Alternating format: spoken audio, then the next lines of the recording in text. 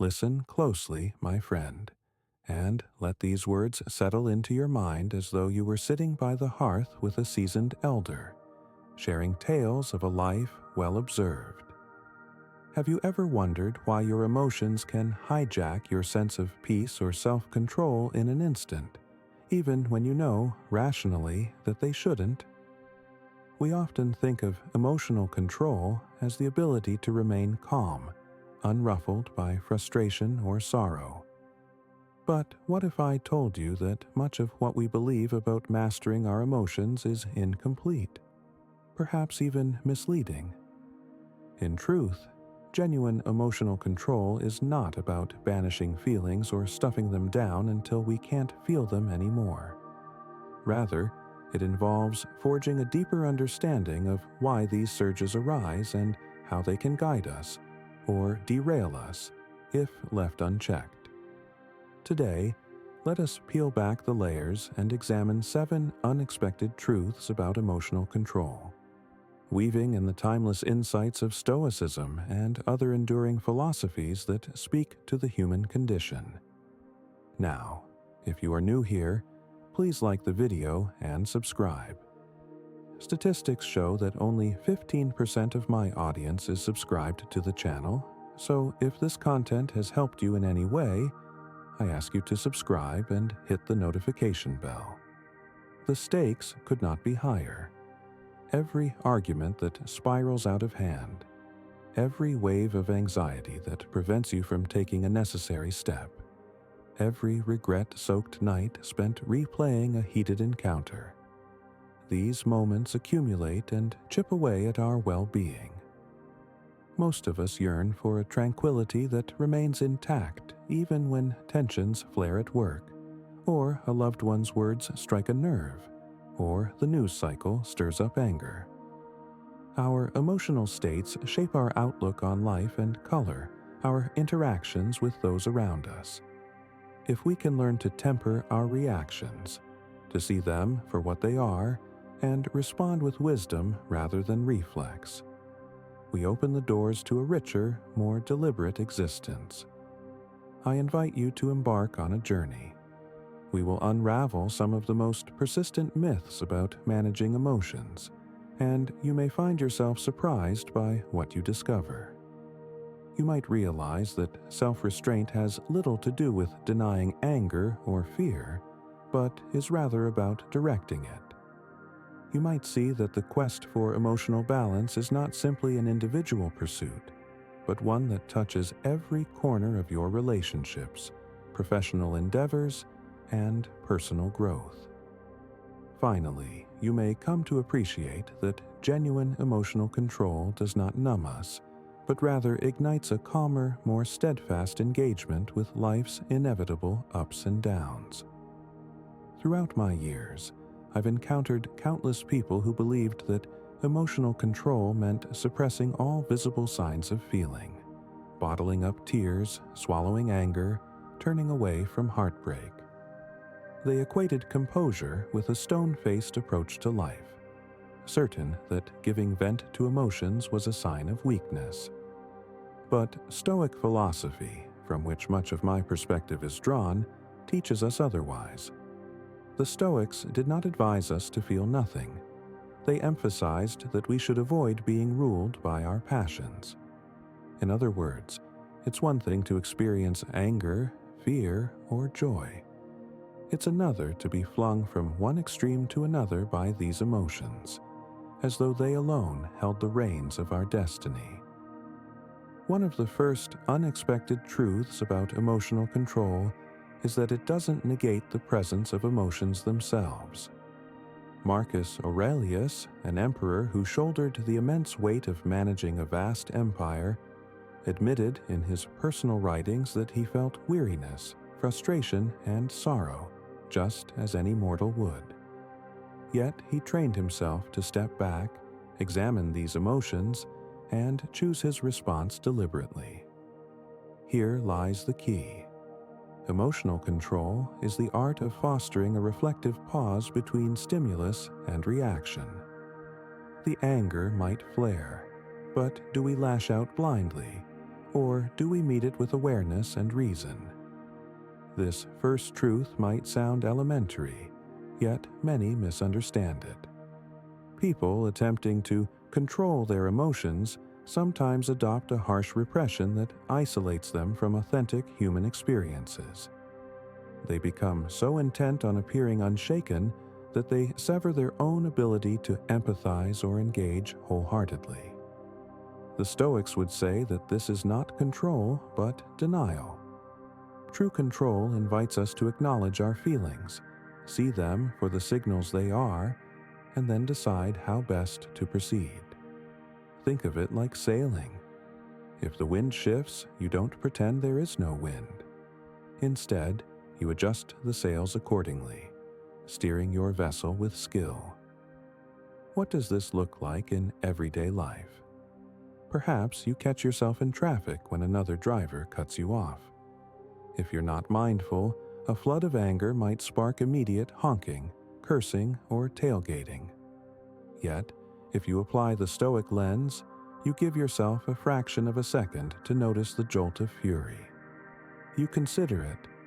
I'm angry because I feel disrespected or endangered. And then you decide, is it wise to escalate?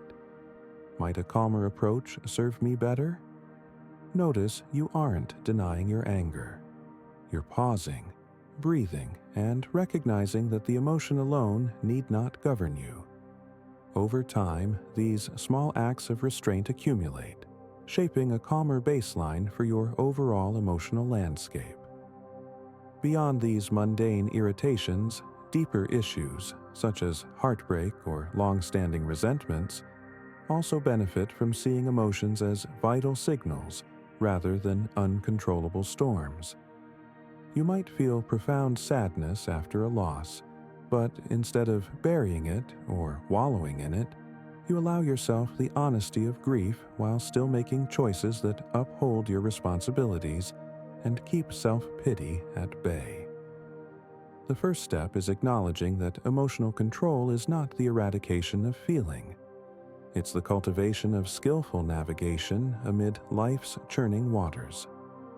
This brings us to the second unexpected truth. Pursuing absolute emotional neutrality can be dangerous.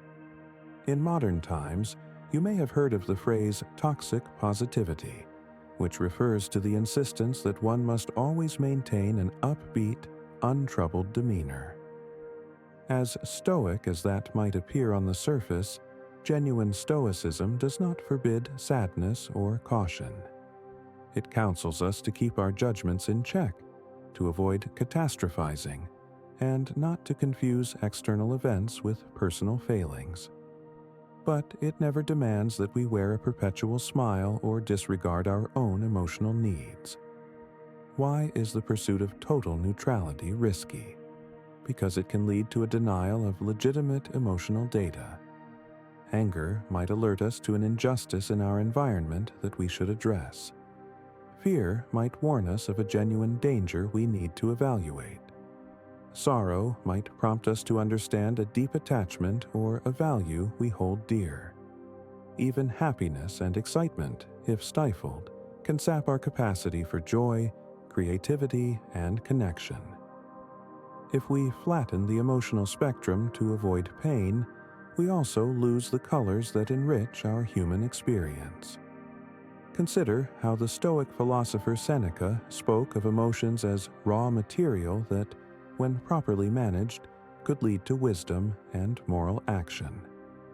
He did not advocate for banishing grief when someone died, but rather for grieving without descending into destructive self-pity. The difference is subtle but profound. Neutrally, ignoring your feelings might cause them to accumulate in the recesses of your mind, showing up later as burnout, apathy, or abrupt, explosive meltdowns.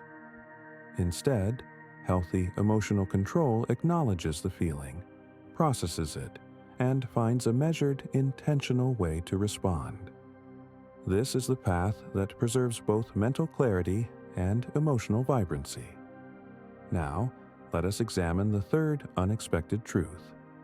Emotional control is often inseparable from self-knowledge. As the saying goes, know thyself, for if you attempt to manage emotions blindly, you'll find yourself forever at their mercy. Think of it this way. If you don't know what triggers your anger, how will you prevent an outburst? If you remain clueless about your deepest insecurities, how can you navigate fear or jealousy that arises when those insecurities are poked? A Stoic approach invites self-inquiry as a continuous practice. Epictetus insisted that we question our assumptions, unravel our hidden beliefs, and bring them to light. When we identify that certain remarks from a boss or a partner set off a swirl of anxiety or defensiveness, we can investigate why. Perhaps it reminds us of past criticisms or old wounds. This self-awareness does not magically delete the emotion, but it frames it in a more comprehensible context, allowing us to say, "Aha, I see you, old pattern. I know why I'm reacting this way." With that recognition, a measure of detachment becomes possible, and we gain the mental space to choose our response rather than lashing out. Without self-knowledge, emotional control efforts can devolve into surface-level management. You might try to force yourself not to cry or to look calm, yet your internal landscape seethes. You might even succeed for a while, fooling onlookers into thinking you're unflappable. But sooner or later, those unmanaged emotions simmer beneath the lid, yearning for an outlet. It's not uncommon to see someone who appears stoic in the office explode at home over a trivial misunderstanding. The real work was never done. The deeper beliefs and triggers were never examined. Hence, their emotional control was an act, a veneer lacking genuine insight. Let me share a personal story to exemplify this. In my younger years, I prided myself on keeping my composure, rarely raising my voice, rarely showing fear. Yet, I noticed that I struggled to form authentic connections with people. When conflicts arose, I would check out emotionally, telling myself I was keeping cool. In reality, I was avoiding the discomfort of intimacy and vulnerability. The day came when someone close to me confronted me with the fact that my aloof calmness felt like a wall. My minimal emotional reactions left them feeling uncertain, unheard, and eventually resentful. I realized that my so-called control was a disguised flight from my own insecurities about being judged if I expressed too much feeling. This revelation stung, but it led me to dig deeper. Through introspection, I saw that my stoic demeanor wasn't fueled by wisdom. Rather, it grew from the fear of emotional rejection. Recognizing that self-deception was the first step toward a more genuine form of emotional control, one where I could share my feelings without being enslaved by them, where I could say, "I'm upset," and still remain rooted in reason and calm. This is self-knowledge at work, shining a light on hidden motivations and paving the way for honest connections. As you tread your own path, remember that emotional mastery is a dance of introspection, not merely outward performance. We arrive at the fourth unexpected truth. Mastering emotional control benefits not just yourself, but also everyone around you.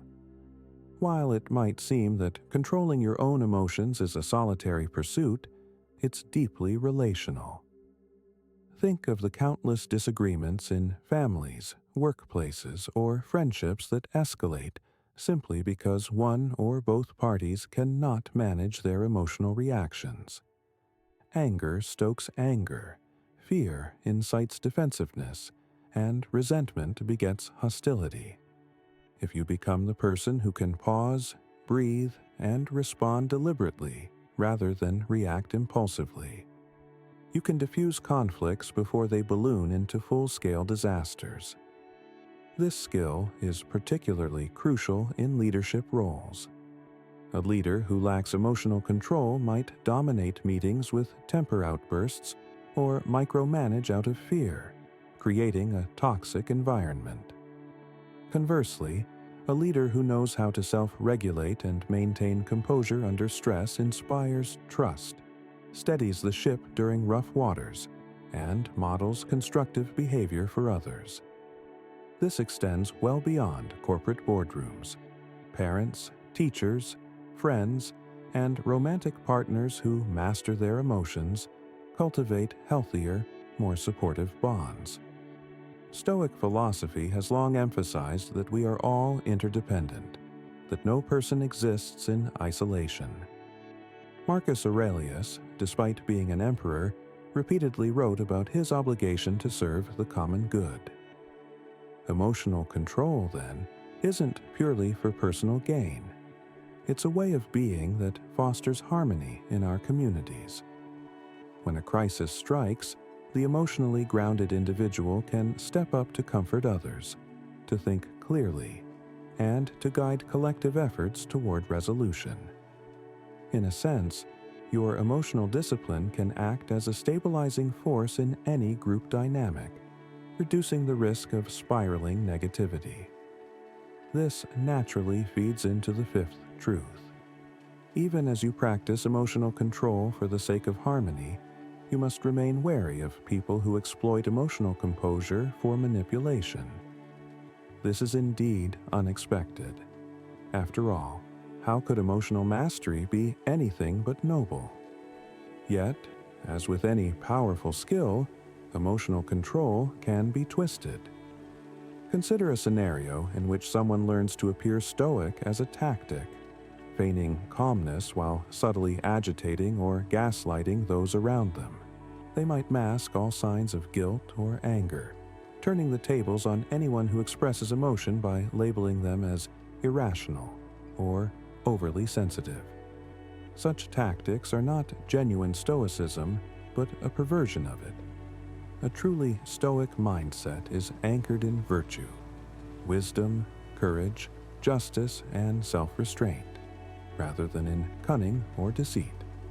Yet the possibility of misuse remains, making it crucial to differentiate between genuine emotional regulation and emotional manipulation. If someone is always coldly detached and uses that detachment to belittle others' concerns, that is not what the Stoic sages taught. Rather, it reflects a hollow imitation. The danger here lies in equating emotional calm with moral superiority. Authentic emotional control respects the humanity of others.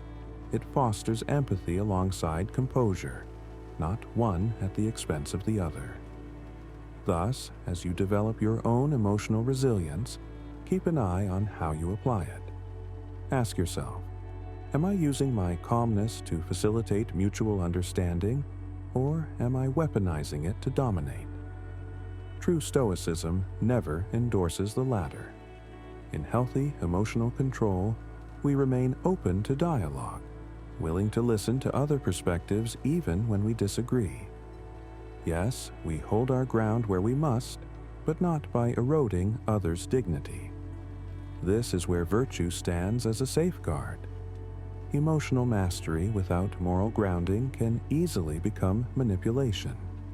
It is the combination, emotional resilience tempered by ethical principle, that fosters personal well-being and communal harmony. Now, let us move on to the sixth truth. Your environment, both physical and social, plays a significant role in emotional control. We often talk about inner discipline as though it is an entirely self-contained affair. In reality, even the most self-aware individual is influenced by surroundings. Picture a person who strives for calm, yet lives in a chaotic household where shouting is the norm, or works in an office rife with blame games and passive aggression. Day after day, the environment chips away at composure, triggering emotions that can be difficult to manage.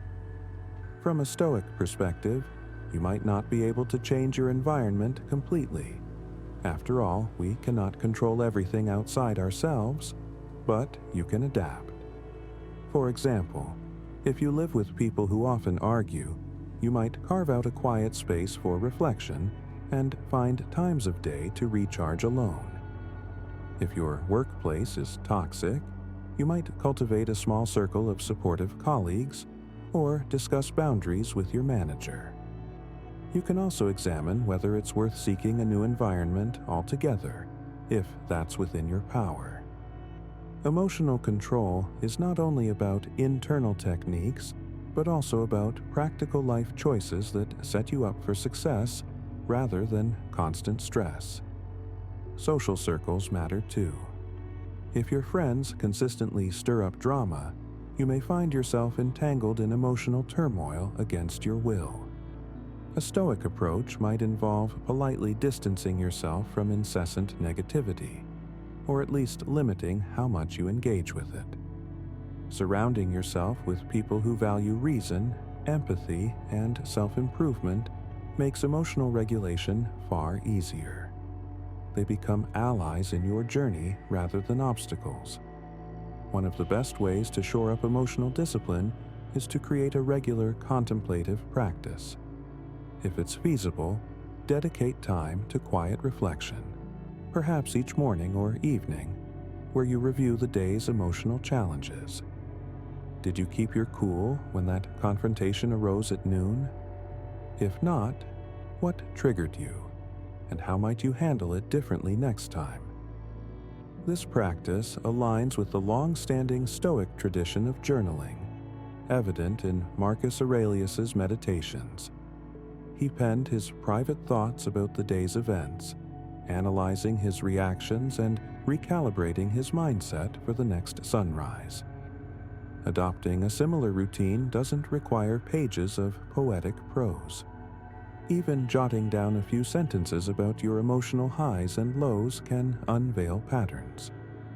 Over time, you might notice repeated triggers. Perhaps you're consistently irritated by certain comments about your work, or you struggle with envy when a colleague is praised. This self-awareness is invaluable. It transforms the intangible swirl of emotions into something you can observe, question, and gradually reshape. Instead of feeling like a victim of your moods, you become an active participant in your emotional life. And that is the essence of Stoic practice, to guide your own mind rather than be swept along by the tides. We now arrive at the seventh and final unexpected truth. Emotional control is a lifelong practice, not a finish line you cross. This might disappoint those who imagine a day when they will have mastered their emotions completely, never to feel anger or despair again. But as long as you breathe, you will be subject to the fluctuations of life.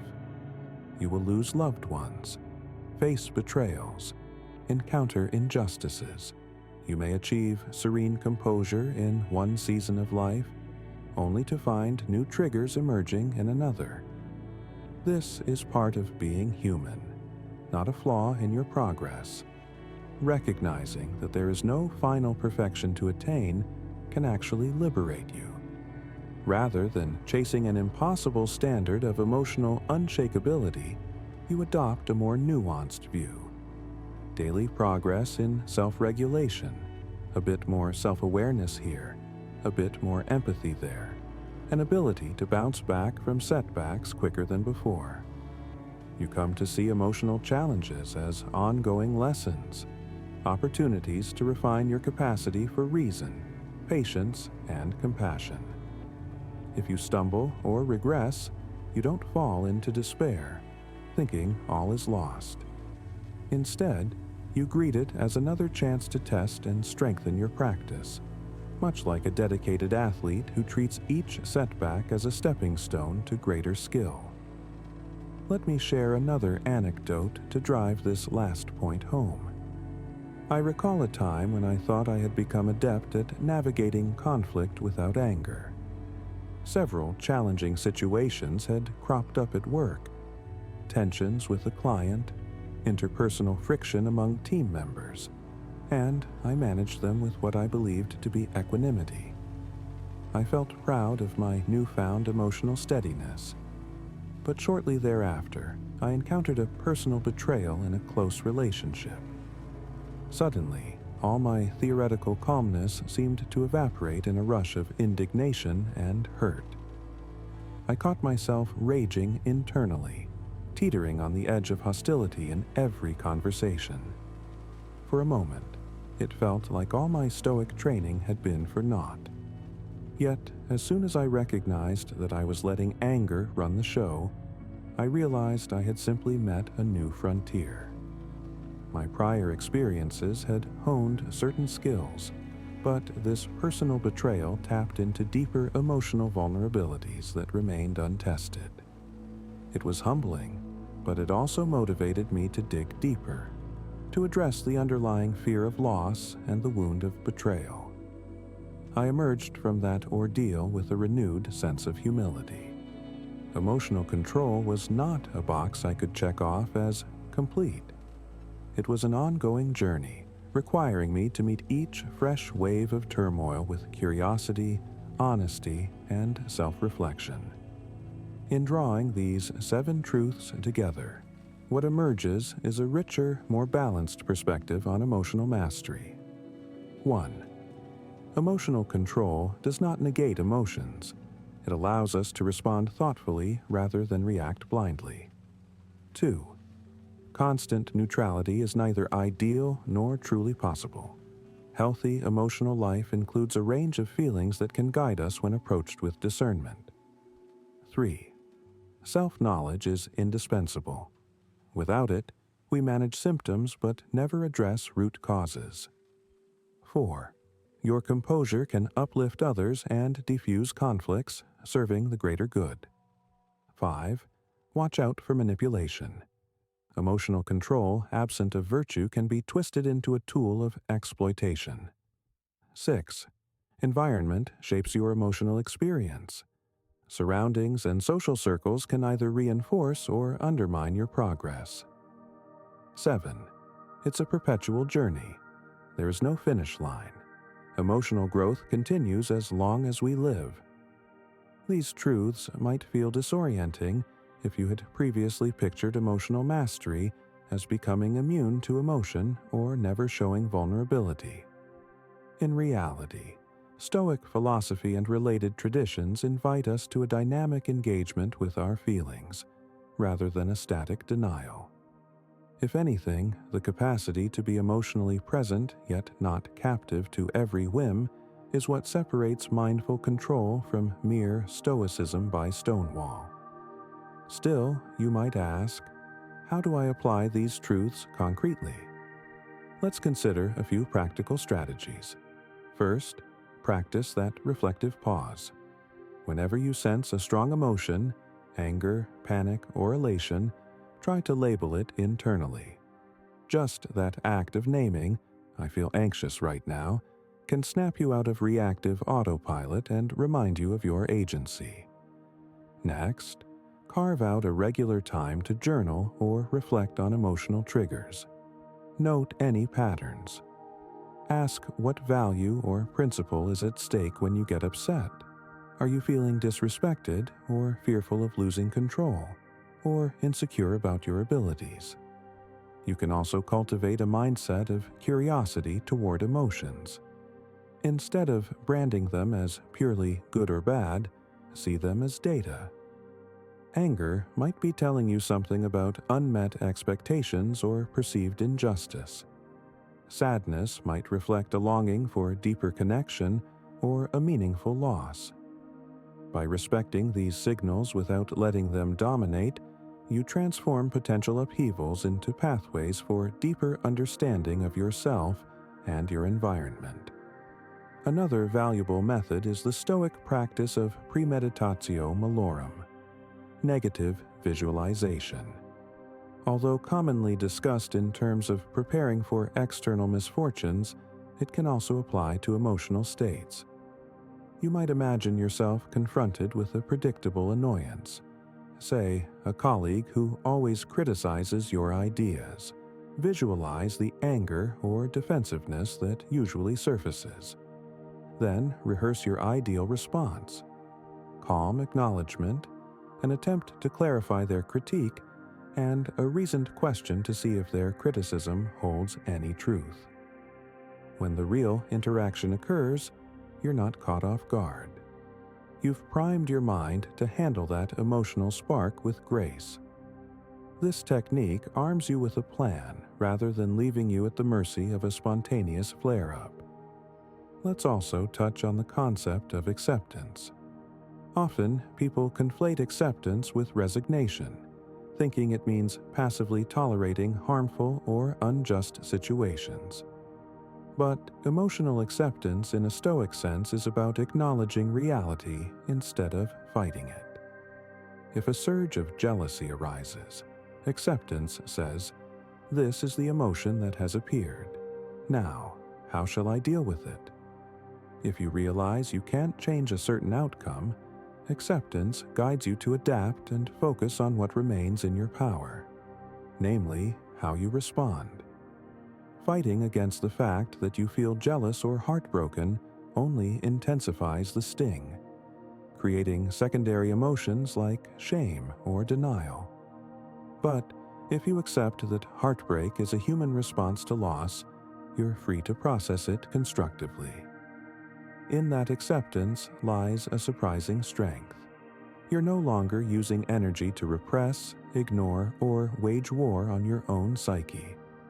Instead, you direct that energy into problem-solving or healing. If you are, for instance, hurt by a friend's betrayal, acceptance doesn't mean you condone the betrayal. It means you recognize it happened and allow yourself to feel the pain without being consumed by it. Then, from that steady acknowledgement, you can decide what boundaries or changes are necessary in the relationship. When you approach it this way, your emotional control becomes constructive, a means to safeguard your well-being, not a tool to flatten your emotional life. You have now reached the halfway mark of the video. I congratulate you for trying to become a better version of yourself, and I also humbly ask you to leave a comment, as it helps my channel immensely. If you do not know what to comment, just write "better" every day, so I know you reached this far. And don't forget to subscribe for more content like this. Also, I've linked some books on Stoicism that helped me become the man I am today, and will also help you achieve a Stoic mindset. All of this invites an important question. How do we ensure that emotional control doesn't slide into emotional detachment? The Stoics spoke often of practicing moderation, even in seemingly virtuous traits. If you aim to remain calm and rational, good. But if you push that so far that you become indifferent to loved ones' feelings or to moral outrages in the world, you stray from the Stoic ideals of justice and compassion. The middle path is to remain engaged. If an injustice stirs your anger, you allow that anger to inform you. But you channel it thoughtfully, seeking reforms, supporting victims, or raising awareness, rather than lashing out violently or catastrophizing. You remain anchored in reason, yet impassioned by a commitment to fairness or the welfare of others. This balanced approach underscores why Stoicism is not about apathy. Apathy is a lack of feeling altogether, a numbness that can hamper moral action. True Stoic composure is about harnessing emotions for constructive ends while refusing to let them dominate or distort your judgment. Think of it as emotional jujitsu, using the energy of the emotion but guiding it in a direction that aligns with your core values. In practical terms, you might decide to set up small, consistent exercises that test your emotional control. For instance, you could engage in a mild discomfort challenge. Take a cold shower or skip a convenience for a few days to observe how your mind reacts to discomfort. This is a Stoic practice aimed at training resilience and noticing emotional impulses like frustration or dread. Initiate an uncomfortable conversation. If there's someone with whom you've had tension, set a time to address the issue calmly. Prepare mentally by visualizing how you might remain composed, even if they respond poorly. Limit exposure to triggers. Whether it's social media debates or sensational news, consciously reduce time spent on sources that consistently provoke anger or anxiety. Then note if your overall emotional state becomes more balanced. As you undertake these experiments, record your reflections. Did you feel an initial surge of dread or annoyance? How did you move through it? Did you succumb or find a measure of control? Over weeks and months, these small victories in emotional regulation accumulate, fortifying your resilience. Let us return to the notion of environment for a moment, focusing on technology. We live in an age of constant notification pings, algorithmically driven feeds, and marketing messages tugging at our emotional strings. Emotional self-regulation in such a climate can feel like swimming upstream. But part of the Stoic approach is adaptation. You might set specific times to check messages or news, install apps that help you limit screen time, or practice a short mindfulness exercise before engaging in social media. Remember that these tools can either be your ally or your downfall, depending on how deliberately you use them. Just as a Stoic in ancient times might choose to avoid a certain marketplace known for vice and distraction, you can consciously shape your digital environment to support your emotional stability. Now, let us weave these threads back together to form a coherent outlook. The unexpected truths about emotional control remind us that we do not aim to silence our emotions, but to understand and guide them. We cannot become permanently neutral, nor should we want to. Emotions have value when tempered by reason. Self-reflection and introspection are at the heart of genuine emotional regulation. Without them, we risk superficial calm. Our ability to manage our emotions influences our communities. We are not islands unto ourselves. We must guard against manipulative uses of composure, ensuring virtue underpins our calmness. Our environment greatly affects our emotional state, and we should shape it as best we can. Mastery of emotion is an ongoing practice, one that never truly ends but evolves as we do. Through these insights, we can begin to appreciate that emotional control is less about rigid self-restraint and more about balanced self-governance. This is where Stoic philosophy offers a steady hand. It encourages us to look within, to cultivate practical exercises, and to keep virtue, those guiding principles of integrity, empathy, courage, and wisdom, at the center of our emotional responses. Let me close this first half of our script by highlighting the overarching purpose of emotional mastery. We are not simply trying to avoid conflict or negative feelings. We aim to live more deeply aligned with who we want to be, whether as partners, leaders, creators, or friends. Emotions can be powerful allies, illuminating our desires, aversions, and deepest values. But when left unchecked, they can also lead us astray, fueling harmful actions or stagnation. The Stoic approach to emotional regulation is the golden mean, acknowledging the storms yet remaining the captain of the ship, directing your course with intention.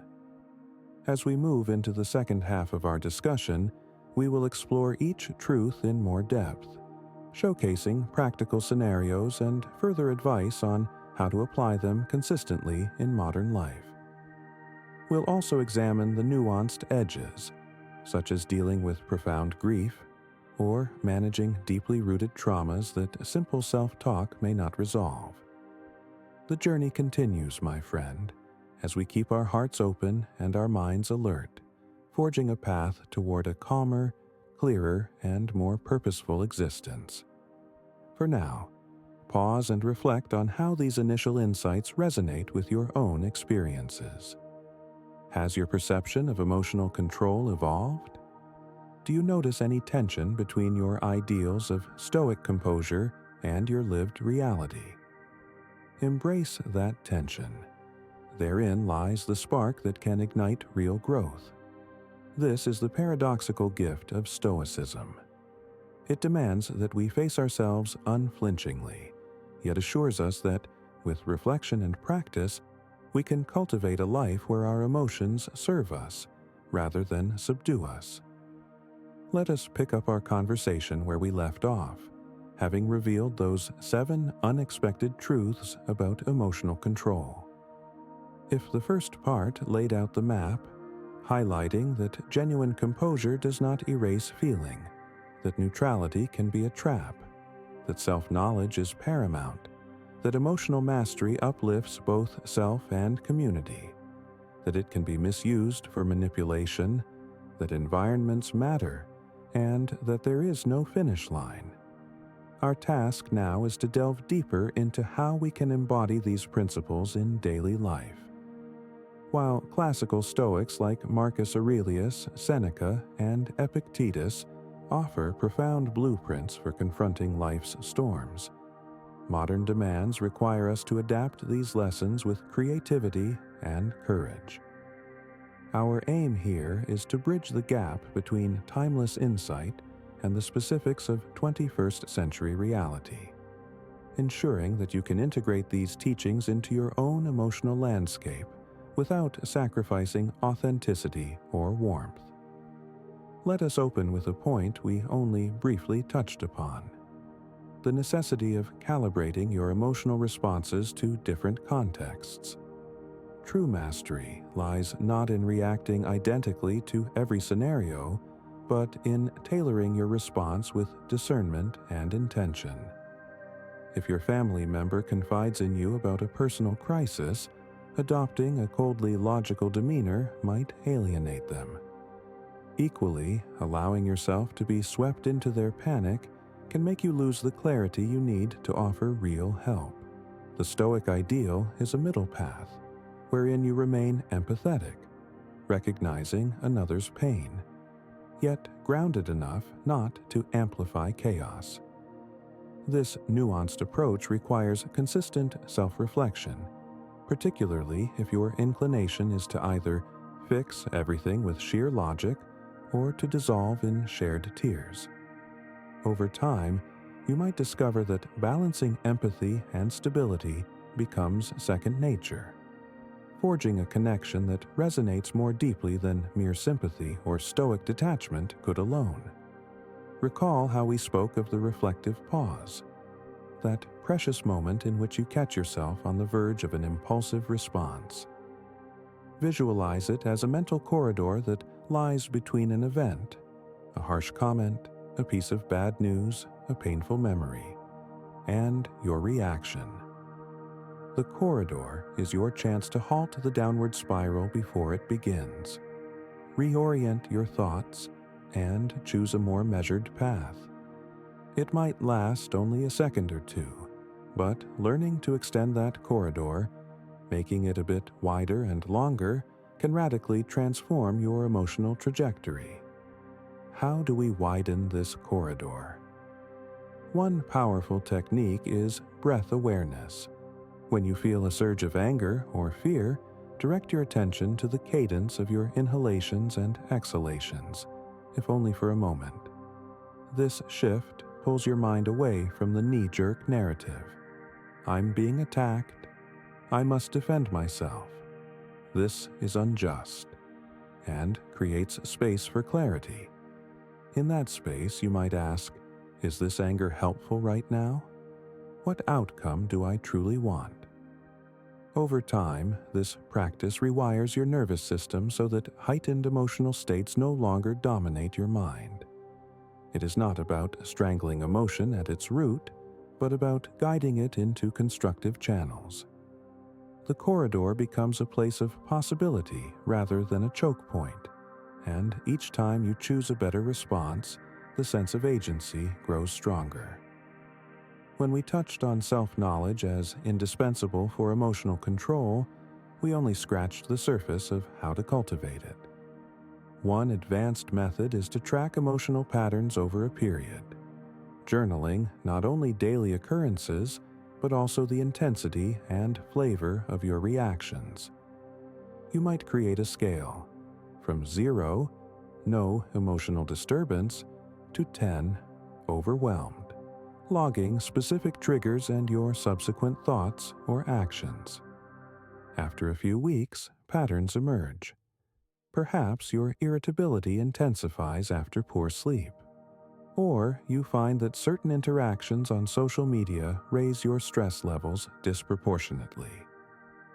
Armed with these observations, you can plan interventions more strategically. If exhaustion is fueling your anger, you could reorganize your evening routine or incorporate short naps. If social media stokes envy or outrage, you might curtail your usage or even implement a digital detox on weekends. This process is reminiscent of how ancient Stoics performed daily self-audits. By systematically examining which passions flared up and why, they refined their habits with each passing day. Our modern twist is to leverage structured journaling tools, be they pen and paper or an app, and psychological insights about triggers. Yet the principle remains the same. Consistent self-observation fosters a grounded awareness that paves the way for calmer, wiser responses. It's crucial, however, to remember that not all emotional turmoil stems from immediate triggers or surface-level beliefs. Deeper traumas, unresolved grief, childhood wounds, or chronic anxieties may resist simple journaling or quick mental reframes. If you find yourself repeatedly losing control in certain scenarios, or if you notice that standard Stoic approaches fail to bring relief, you might need deeper healing. Therapy, counseling, or guided self-reflection can unearth hidden narratives that fuel your reactions. In fact, modern Stoic practitioners often emphasize that professional mental health support can complement Stoic practices beautifully, revealing the subterranean layers of your emotional architecture. During such therapeutic journeys, the Stoic emphasis on ownership of one's reactions remains invaluable. Even as you address old pain, you reaffirm that you are not a passive vessel for old traumas. Yes, the past shaped your neural pathways and emotional reflexes, but each moment holds the potential for a new response. True emotional control respects the complexity of human psychology without relinquishing the belief that, step by step, we can remold ourselves into calmer, more resilient beings. This synergy between philosophical wisdom and therapeutic practice has helped countless individuals navigate conditions like severe anxiety or the aftermath of abusive relationships, proving that Stoicism need not stand apart from modern science. Let us circle back to the notion of environment shaping emotional life. If you constantly find yourself in settings that provoke negative emotions, be it a toxic workplace or a chaotic home environment, no amount of internal discipline can fully shield you from wear and tear. In such cases, Stoicism counsels us to focus on what is within our power to change. Sometimes that might mean establishing boundaries or having courageous conversations about the behavior that is escalating tensions. Other times, the best course of action might be to remove yourself from the environment altogether, if feasible. This is not running away from life's difficulties. but a considered decision that certain surroundings corrode your well-being. Seneca wrote about the importance of avoiding needless provocations, urging us not to place ourselves voluntarily in the path of adversity if we can help it. Yet, not everyone has the privilege or the option to leave a difficult environment. If that's your situation, consider forging small pockets of peace. Maybe you institute a quiet hour each evening, or you create a personal space in your home devoted to reading, journaling, or quiet introspection. In an oppressive workplace, you might slip outside during lunch for a walk or practice short breathing exercises in a secluded corner. These strategies might seem minor, but they can act like life rafts, preserving your capacity to remain composed even when the broader environment is tumultuous. Over time, consistent micro-moments of calm help reinforce your mental stamina, much like repeated physical exercises build muscle strength. Another area worthy of deeper exploration is how emotional control interacts with close relationships. We've noted that emotional steadiness can diffuse conflict, but relationships also thrive on vulnerability. If you appear perpetually unflappable, your partner or family members may interpret this as distance or lack of caring. The key lies in distinguishing between emotional reactivity and emotional honesty.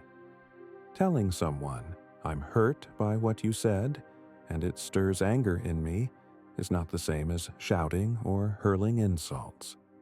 By calmly acknowledging what you feel, you invite the other person into genuine dialogue, rather than descending into hostility or shutting down entirely. This nuanced dance can feel uncomfortable, particularly if you grew up equating emotional expression with weakness. You might fear that admitting hurt gives someone power over you, but in truth, a controlled expression of feeling, one that is neither explosive nor suppressed, often commands more respect. It also models for the other person a balanced way to voice frustration or disappointment.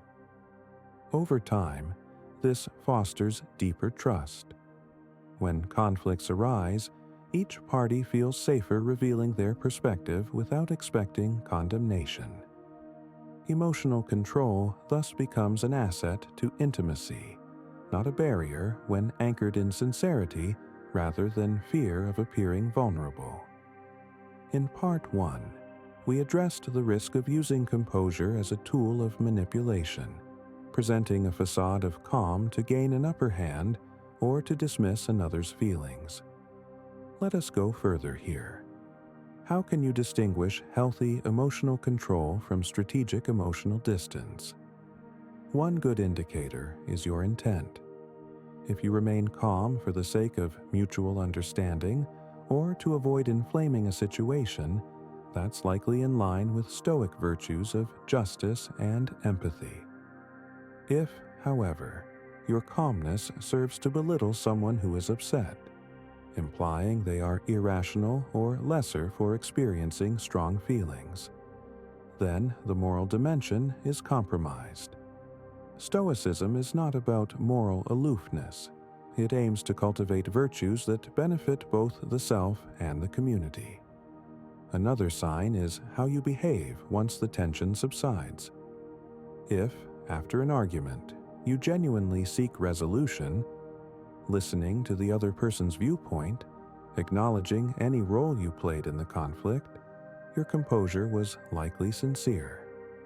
If, conversely, you hold on to smugness or use your collected demeanor as proof of your superiority, you've crossed into the realm of exploitation.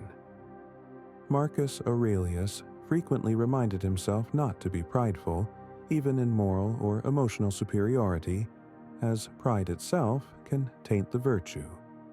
Hence, the litmus test is how your emotional control extends into your relationships and your willingness to remain humble. Genuine calm fosters connection. Manipulative calm fosters division. We also spoke of emotional neutrality and its pitfalls. Let us examine how we might practice allowing ourselves a healthy range of feeling without losing our center. Emotions, after all, are integral to what makes life vivid. The trick is to stay mindful, letting the wave of emotion rise and fall without turning into a puppet on its strings. If you feel intense joy, say you've received thrilling news about a new opportunity, bask in that happiness with awareness. Recognize it as a fleeting state, wonderful yet impermanent. This acknowledgement doesn't dampen your joy. It enhances it by imbuing it with gratitude rather than attachment. Later, when the wave subsides, you won't be left grasping for another dose of elation to validate your sense of self. The same approach applies to sorrow or anger. You can allow these emotions to unfold in your consciousness, giving yourself the grace to weep or to feel that pang in your chest. At the same time, you hold firm to the understanding that you are not your sadness or your anger. Stoic teaching reminds us that we are agents capable of observation and decision. Emotions are phenomena passing through us. This mindful detachment might resemble neutrality on the surface, but in reality, it's an engaged neutrality, one that acknowledges the full palette of experience while remaining gently aware that no single hue defines us. Let us consider a scenario that tests emotional control. You're in a workplace setting where a coworker repeatedly undermines your efforts. You feel the sting of injustice, the frustration of sabotage. Before applying Stoic techniques, you might have responded with hostility, passive-aggressive comments, or by complaining to others. Now, armed with a calmer perspective, you first identify the emotion. Anger mixed with a sense of betrayal. You let yourself feel that friction, not pushing it away but observing it. Next, you question what is within your control. Can you confront them directly, gather evidence of their behavior, or clarify your concerns with a supervisor? You plan a measured response, perhaps scheduling a candid meeting to address the issue. During that meeting, you maintain composure. You express your frustration, factually, calmly, without attacking the person's character. If they respond aggressively, you resist the bait, returning to the factual basis of the problem. By the end, you either reach an understanding or confirm that further steps are needed. In either case, you walk away feeling a sense of agency rather than brewing resentment. This is emotional control in action. It does not sanitize your anger, but repurposes it from explosive hostility into constructive assertiveness. Regardless of the coworker's reaction, you uphold your integrity, preventing the spiral of blame or bitterness from consuming you. Such scenarios illuminate why daily reflection, especially in the evenings, can be so transformative. You might return home, reflect on the confrontation, and assess whether you stayed true to your values. Did you truly listen to your coworker's perspective, or did you dismiss it? Did you remain calm outwardly but harbor intense hostility inwardly? These questions are not meant to induce guilt, but to foster honesty. If you find pockets of bitterness, you can address them by journaling or confiding in a trusted friend, so that anger doesn't take root in your psyche. Over time, you refine your style of engagement, growing adept at balancing emotional expression with reason. The parallels to physical exercise are striking. We don't become strong by going to the gym once and lifting the heaviest weights. We build muscle through consistent, disciplined practice, paying attention to form and recovery. Similarly, emotional control grows through repeated tests, some small, some large, and periodic reflection that ensures we're not entrenched in bad habits. The broader your emotional repertoire, the more flexible you become in responding to adversity, heartbreak, or even sudden opportunity. In discussing heartbreak or grief, we should highlight the Stoic approach to severe emotional distress. When losing someone dear or facing a life-altering tragedy, no philosophy worth its salt would say you should feel nothing. The Stoics recognized that sorrow is part of the human experience. However, they emphasized not compounding sorrow with lamentations of fate or illusions of permanence. This does not trivialize the pain, it contextualizes it. If we accept that all lives, relationships, and possessions are transient, heartbreak remains painful but less ensnaring.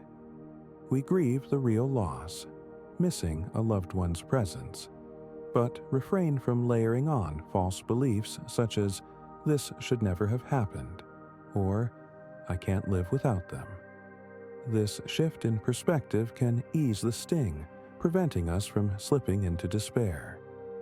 You may still cry and ache, but an undercurrent of acceptance bolsters you. Acceptance says, "I wish it were otherwise, yet I acknowledge the impermanence that governs us all." Over time, that acceptance allows the healing process to unfold more organically. If you find your sorrow returns in waves, like on anniversaries or certain memories, Stoic reflection encourages you to greet these waves with compassion, not self-criticism or denial. Emotional control, in this sense, is an ongoing negotiation between honoring your feelings and not drowning in them. Let us pivot briefly to address a common modern pitfall: the sheer bombardment of digital input that can provoke emotional reactions. Outrage at headlines, envy from social media, or anxiety from doom scrolling. Stoic discipline in this sphere might include setting firm boundaries for how and when you consume online content. You might allocate specific times for news updates, resisting the urge to check headlines every hour. You might curate your social media feed, unfollowing accounts that consistently trigger negativity or self-comparison. Remember, Stoicism urges us to guard the fortress of our mind against unnecessary disturbances. In ancient times, that might have meant avoiding frivolous gossip or the spectacle of Roman games that glorified violence. Today, it translates into mindful digital consumption. When you do encounter unsettling content, the reflective pause becomes your ally. Ask, "Is my anger or despair proportionate to this event? Can I do something concrete to address it, or am I simply stirring my own distress?" The second question is vital. If there is a concrete action, donating to a cause, volunteering, writing a letter to an official, taking it might channel your emotions constructively. If no immediate action is feasible, dwelling on the negativity can feed anxiety without yielding change. A Stoic approach would see acceptance as the recognition that while the world is imperfect, you retain the power to shape your emotional engagement. Emotional control thus becomes an ethical stance as well, aimed at preserving your capacity to do good without succumbing to paralyzing turmoil. It is important to emphasize that emotional mastery, in the Stoic sense, does not alienate you from the collective struggles of humanity. Some worry that controlling emotions might dull compassion for others' suffering. On the contrary, well-honed emotional regulation often increases your ability to help. When you are not lost in your own reactive cycles, you can respond more effectively to those in crisis, be it comforting a grieving friend or advocating for systemic change. Anger might still arise at injustice, but it becomes a prompt for thoughtful engagement rather than a whirlwind that drains your energy or blinds you to constructive possibilities. Seneca spoke often of channeling passion toward moral aims, urging individuals not to let frustration devolve into self-consuming rage, but to let it spur them to virtuous action. By the same token, compassion extends to yourself. Emotional control does not mean flogging yourself for every slip in composure. If you have a bad day, snapping at a colleague or caving into despair, Stoic reflection at day's end should lead to self-inquiry, not self-flagellation. Where did I go astray? What triggered me? How might I handle a similar situation better next time? This gentle but firm questioning fosters growth rather than guilt. Over many such reflections, you build a reservoir of self-compassion that strengthens your resilience. You learn to be patient with your own humanity, just as you strive to be patient with others. As we edge toward a conclusion, let us weave these threads together in a tangible blueprint for practice. Consider adopting a daily routine that integrates all we've discussed. 1. Morning resolve. Upon waking, take a few minutes to center your mind. You might reflect on any possible emotional challenges in the day ahead, an important meeting, a difficult conversation, or personal anxieties. Practice a brief negative visualization. If tension arises, how will I remain composed? This primes you for deliberate, reasoned responses. 2. Mindful engagement. As you navigate the day, deploy the reflective pause whenever you sense strong emotions surfacing. If you slip, no matter. Note what happened and continue with renewed awareness. 3. Strategic environment. Set boundaries on digital input, strive to maintain pockets of calm in a bustling workplace, and engage proactively in relationships that nourish rather than drain your emotional equilibrium. 4th evening reflection. Carve out 10 to 15 minutes to revisit the day's emotional landscape.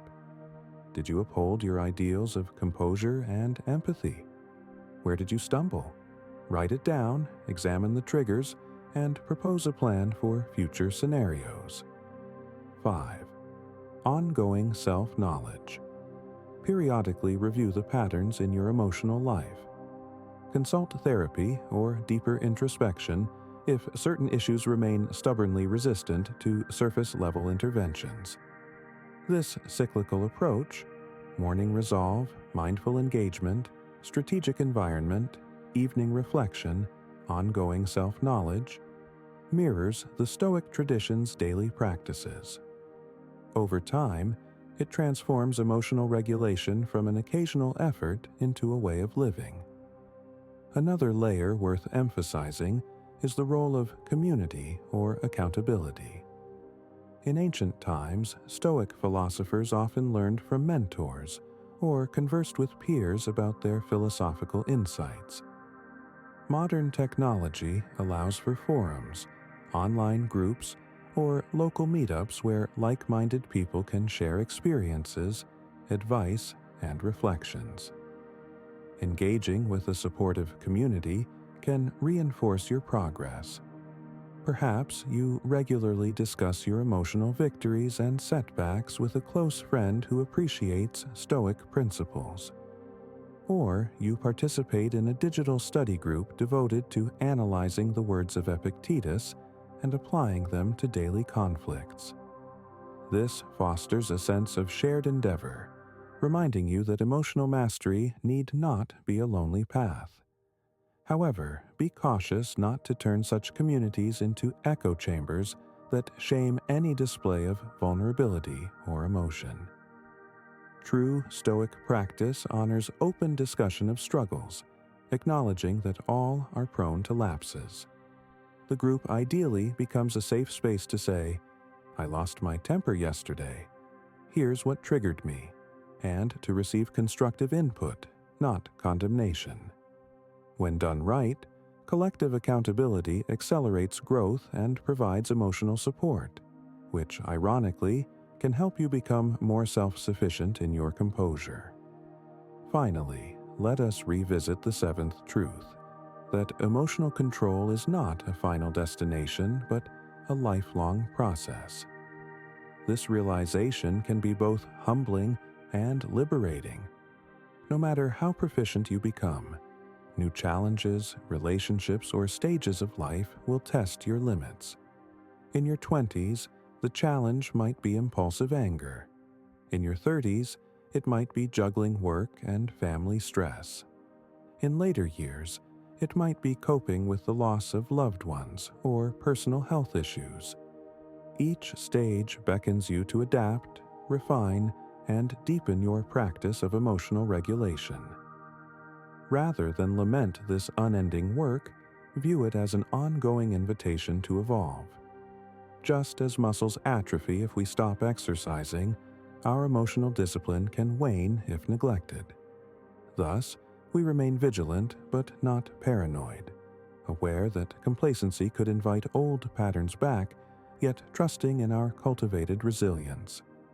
Stoicism is, after all, a dynamic philosophy. It thrives in the real world, shaped by daily friction, unforeseen events, and the myriad wonders and tribulations that compose a human life. In parting, let us gather our final reflections. Emotional control, as understood through a Stoic lens, transcends the superficial notion of not showing feelings. It is an invitation to master your inner life, to acknowledge every emotion that wells up, to glean its insights without forfeiting your agency, and to respond in alignment with your best self. You do so not merely to avoid conflict or negative consequences, but to live with clarity, purpose, and compassion.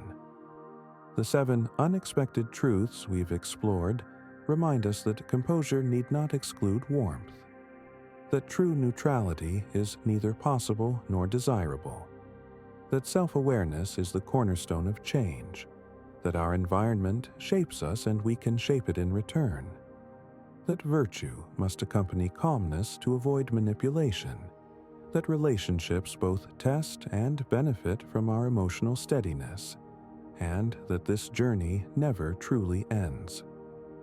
If you integrate these insights gradually, you'll find that emotional storms lose some of their ferocity.